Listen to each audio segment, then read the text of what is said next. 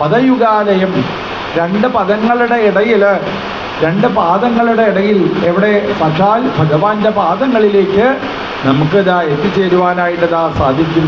അതാണ് ഭാഗവതം കേൾക്കുന്ന ആൾക്കാർ ഹംസമായിട്ട് തീരണം എന്ന് പറയും. പ്രഭാഷണം ചെയ്യുന്നവർ പല രീതിയിലായിരിക്കും. ചിലപ്പോൾ കുരങ്ങൻ്റെ സ്വഭാവമാവും പ്രഭാഷണം ചെയ്യുന്ന കുരങ്ങന്മാരുടെ സ്വഭാവം. എന്താ കുരങ്ങൻ്റെ പ്രത്യേകത? അയാൾ അങ്ങോട്ട് ചാടും, ഇങ്ങോട്ട് ചാടും, അപ്പുറത്തേക്ക് ചാടുന്നു, അപ്പുറത്തേക്ക് ചാടുന്നു.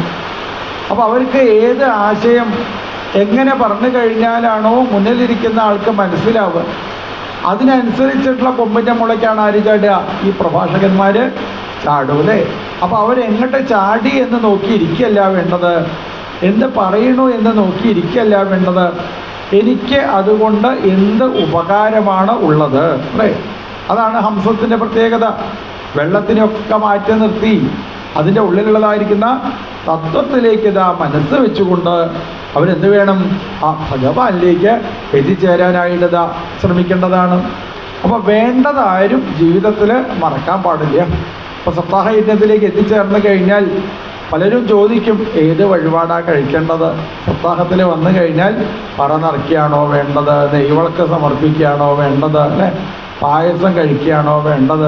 ഇനി രുക്മിണി സ്വയംവരത്തിന് സ്വയംവര ഘോഷയാത്രയിൽ പങ്കെടുക്കുകയാണോ വേണ്ടത്? ഏത് ഡ്രസ്സാണ് തിരുമേനി ഇടേണ്ടത്? ഇതൊക്കെ അങ്ങനെ പല ആൾക്കാരും വന്നിങ്ങനെ ചോദിക്കും. സാരി ഉടുത്ത് രുക്മിണി